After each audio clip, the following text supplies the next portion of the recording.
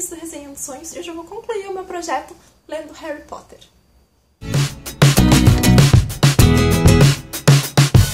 Então, pra quem tá acompanhando o projeto, esse é o terceiro vídeo e o vídeo final. No primeiro vídeo eu falei sobre Harry Potter e a Pedra Filosofal, Harry Potter e a Câmara Secreta e Harry Potter e o Prisioneiro de Azkaban. No segundo livro eu falei sobre Harry Potter e o Cálice de Fogo e sobre Harry Potter e a Ordem da Fênix. E hoje a gente vai falar sobre Harry Potter e o Enigma do Príncipe e o livro final, que é Harry Potter e as Relíquias da Morte. O que eu tenho pra dizer sobre esses livros é, tipo, muita coisa mesmo. E eu quero começar esse vídeo dizendo pra você que tá acompanhando esse projeto, que muitas vezes comenta aqui embaixo, ou quando eu reproduzo algum post lá no blog, falando que não quer ler Harry Potter, ou que tem medo de ler Harry Potter e estragar a magia, ou que não quer ler Harry Potter porque acha que é muito juvenil.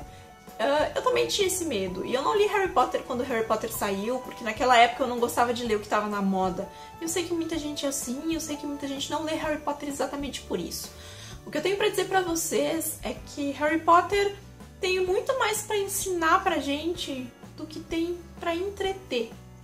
E eu não quero que isso soe errado ao dizer que Harry Potter não enterte, que Harry Potter não é bom. Não, Harry Potter é ótimo. E eu, aos meus 24 anos, aprendi muita coisa com o Harry, lendo Harry. Só que esse é o tipo de livro que é juvenil, é entretenimento, mas todo livro é. Então tu tem que... entretenimento, né? Então tu tem que saber absorver dentro da história o que o Harry quer te dizer, o que a J.K. Rowling quis te dizer através do Harry.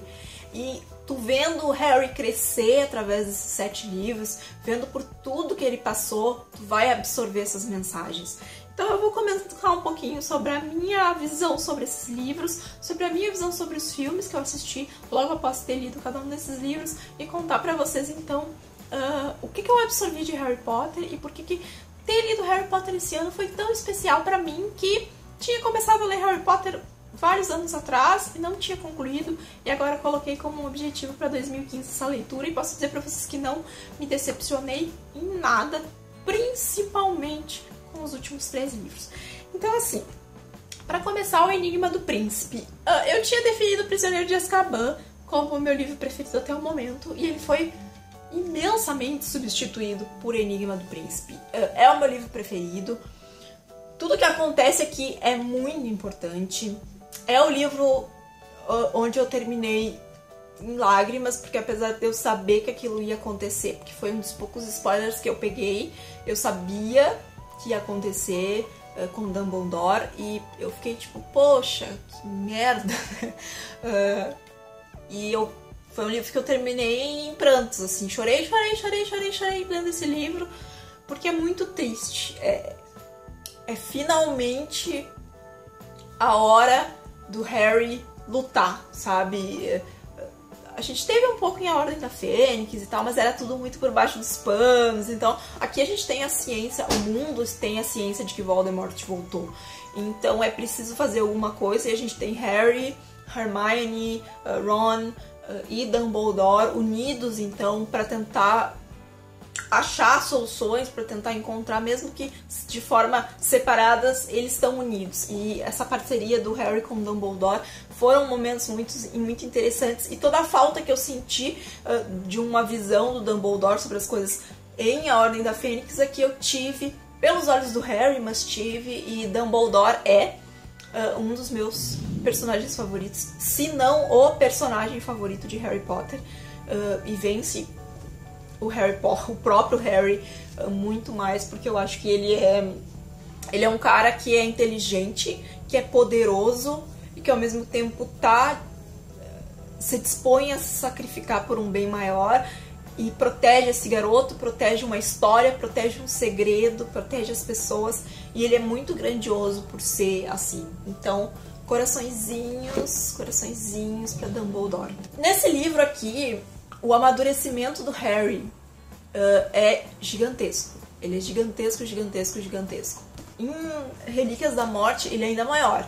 Mas a gente sair daquele Harry de A Ordem da Fênix, que era um Harry birrento, um Harry que, sabe, não queria se comportar, um Harry que tava querendo arrumar problema, porque realmente não tava ninguém dando bota bola pra ele. E entrar nesse Harry aqui foi um tipo, ok, ele acordou pra vida depois daquele confronto que ele teve com Voldemort no final da Ordem da Fênix, que foi muito legal, principalmente no filme. E eu gostei bastante desse livro.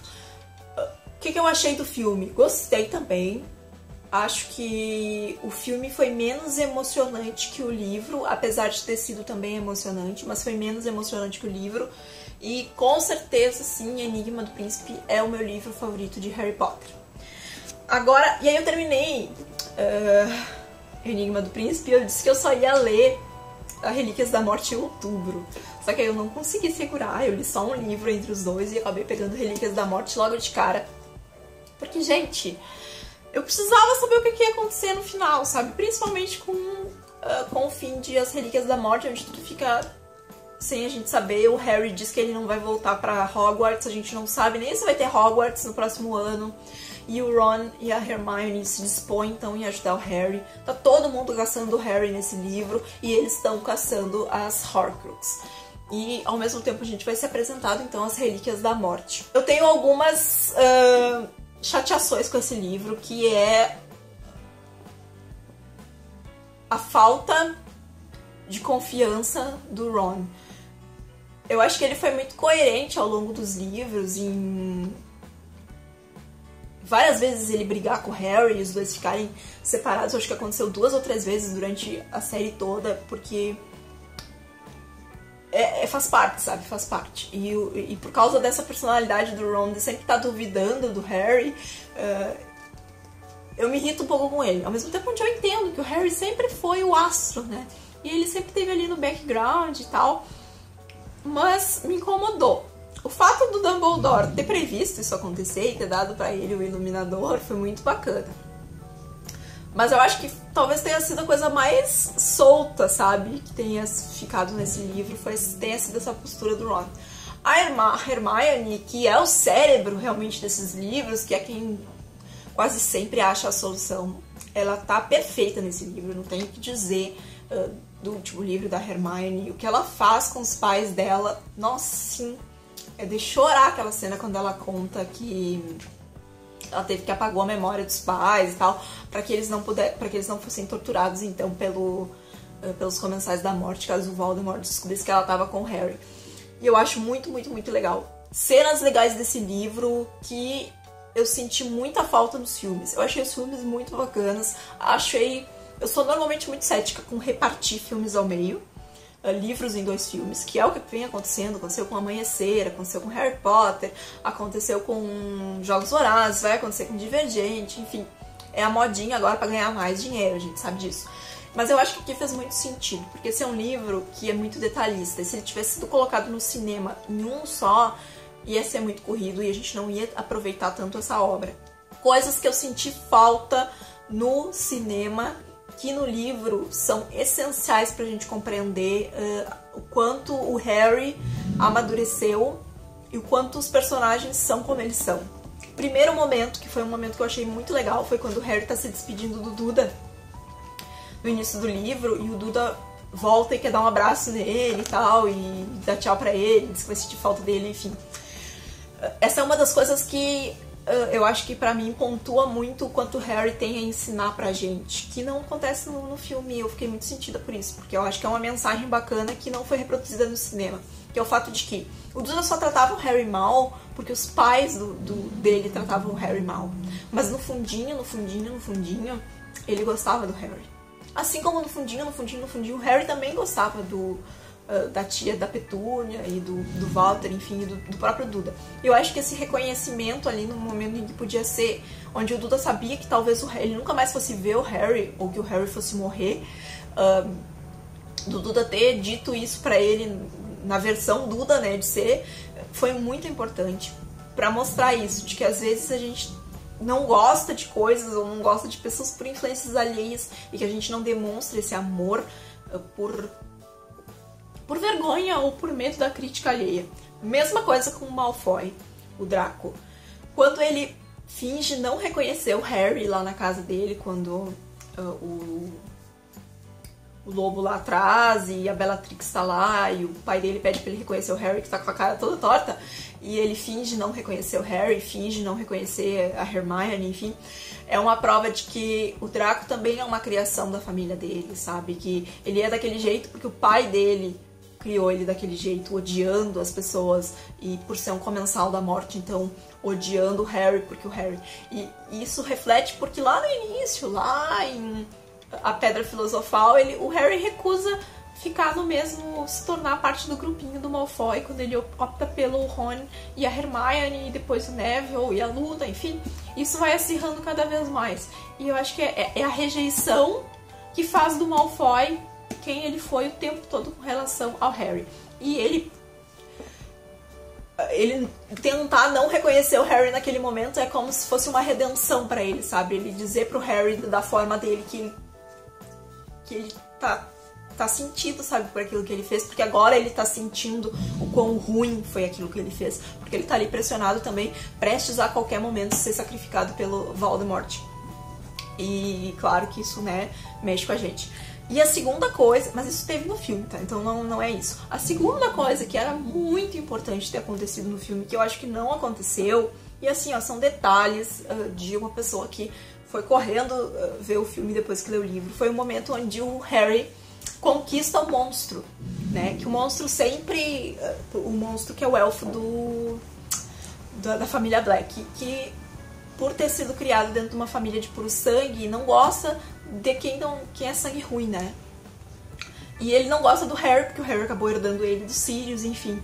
E quando ele dá a réplica do amuleto pro monstro, e ele conquista o amor do monstro pela simplicidade, pela humildade, que lembra o monstro muito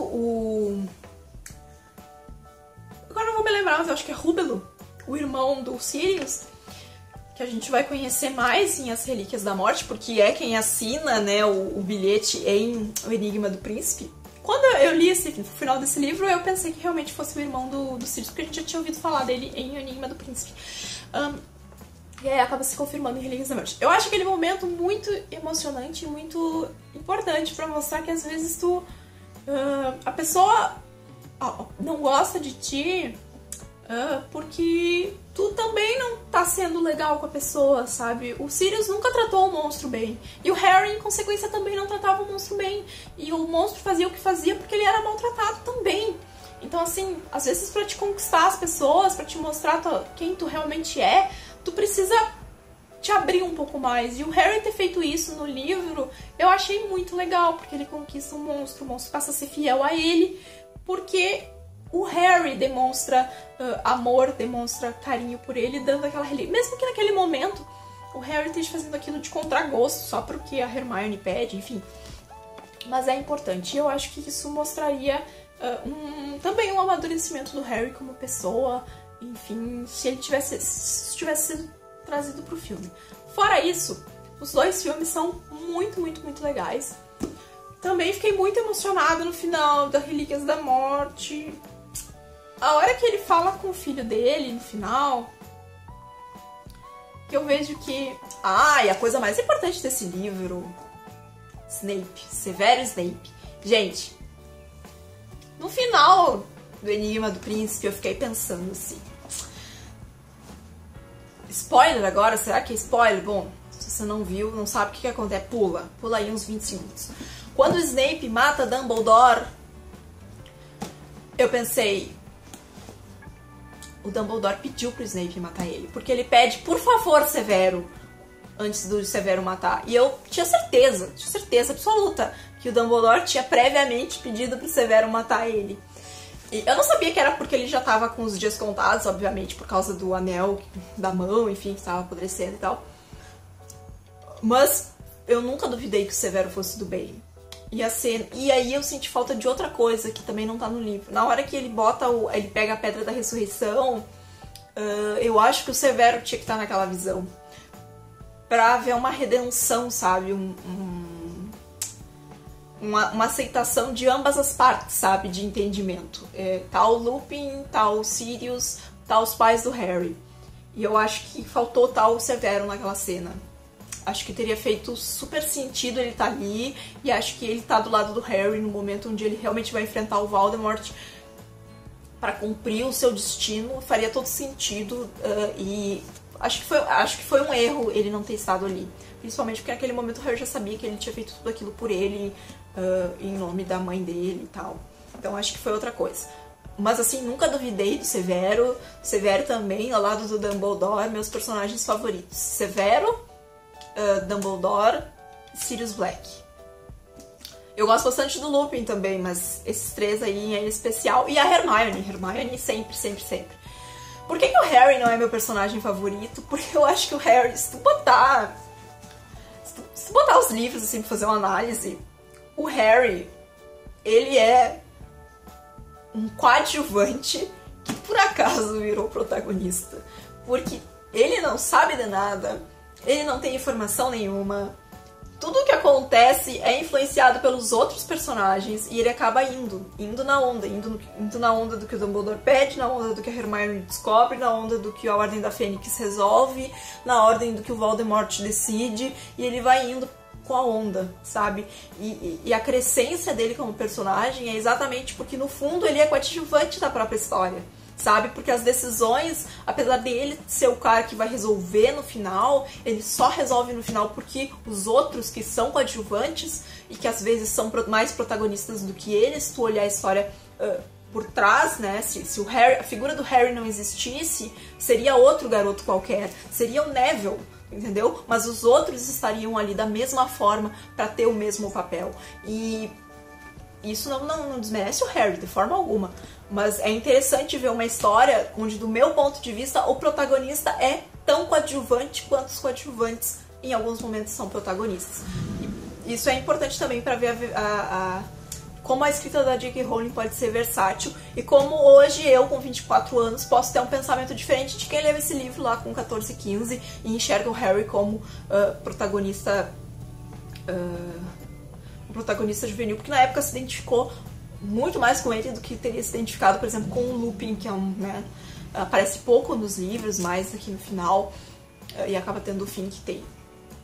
Sobre o final, achei um amorzinho ver Harry com seus filhos, adorei o fato dele ter dado o nome do Dumbledore e do Snape, o medinho do gurizinho de ir pra Sonserina. Achei muito legal.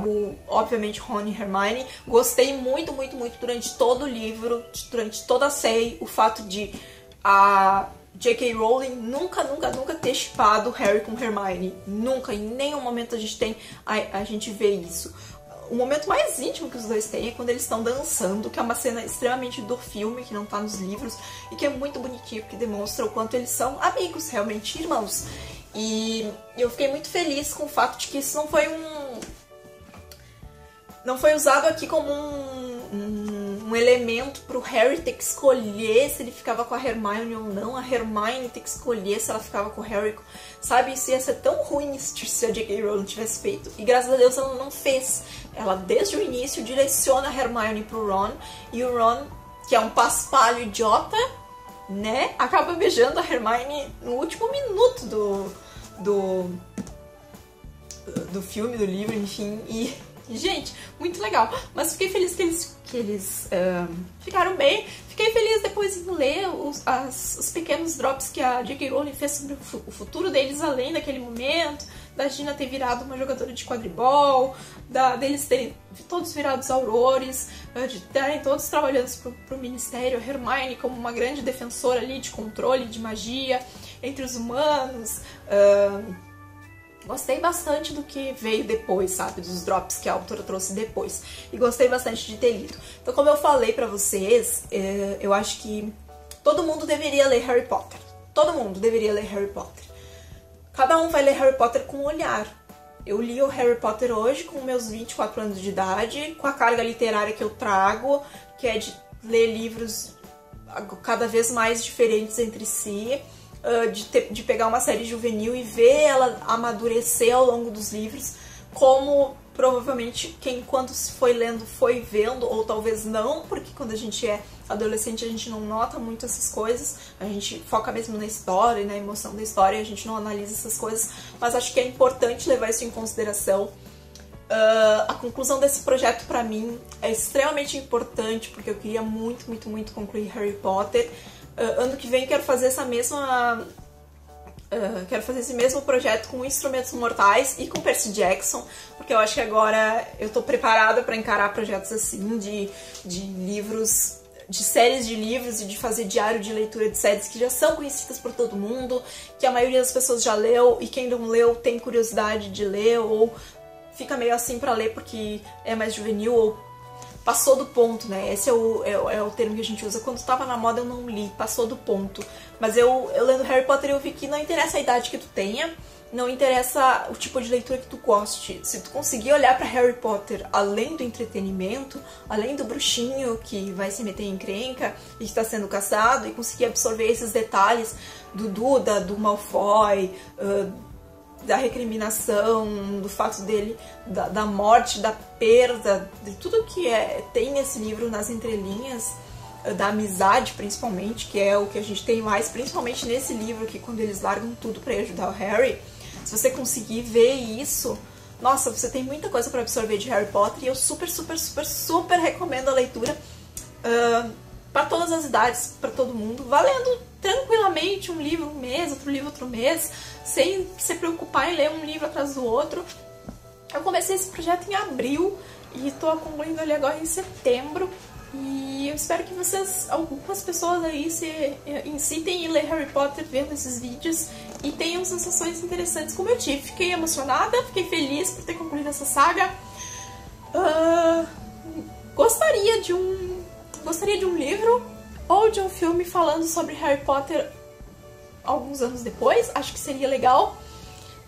Eu achei que o Harry ia se tornar um professor em Hogwarts.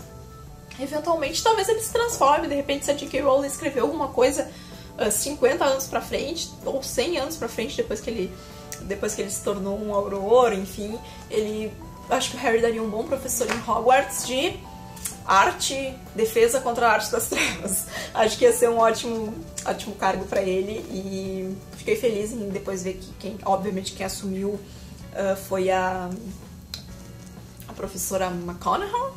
É McGonagall? McGonagall. Ai, eu adoro a cena dela quando ela escorraça o Snape do filme. Eu acho sensacional aquela cena deles duelando, muito legal. Gosto muito da mãe a senhora Weasley matando a... Gente, esqueci o nome da mulher, Como é que eu esqueci? A Bellatrix. Matando a Bellatrix, sensacional, porque a gente sempre viu ela como uma mãe cuidadosa, que tricota, que não sei o que papapá, bum, bum, e aí ela foi lá e matou Bellatrix. Sério, sensacional. Achei muito legal, e uma coisa que aconteceu nos filmes e não aconteceu nos livros foi o fato de o Neville ter ficado com a Luna. No filme dá meio a entender que isso aconteceria, né, porque ele diz que ele gosta dela. E eu achei muito bacana, mas no livro, né, pela continuação de drops que a J.K. Rowling fez, isso não aconteceria, mas eu achei bacana. Então é isso, se você gostou dos meus vídeos do projeto, dá um joinha aqui, assiste os outros, vê como foi, e se você quer ler Harry Potter, sinta-se convidado a fazer esse projeto, e quem sabe você vai se apaixonar por esses livros também agora, como eu me apaixonei, e agora eu posso comentar com Harry Potter com as pessoas, porque eu também faço parte desse mundo. Então é isso, se você gostou, dá um joinha, se inscreve no canal, e até o próximo vídeo.